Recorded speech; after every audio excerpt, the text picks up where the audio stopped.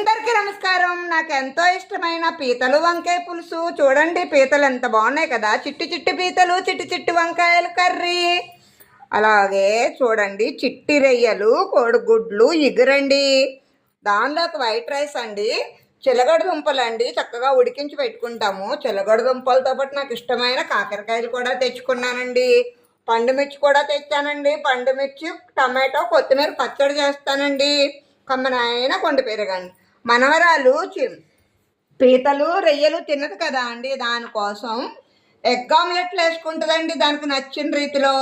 ఈ వీడియో మీ అందరికి నచ్చినట్లయితే లైక్ చేయండి, షేర్ చేయండి, సబ్స్క్రైబ్ చేయండి, అమ్మమ్మని సపోర్ట్ చేయండి. పీతల కూర అందరూ తినొచ్చండి, బాలింతరాలతో సహా. బాలింతరాలు అయితే వంకాయ వేసుకోకూడదండి, పులుపు వేసుకోకూడదు, ఇగురు చేసుకోవాలండి. ఈ చిట్కా మీరు అందరూ పాటించండి. ఉంటాను. Bye bye.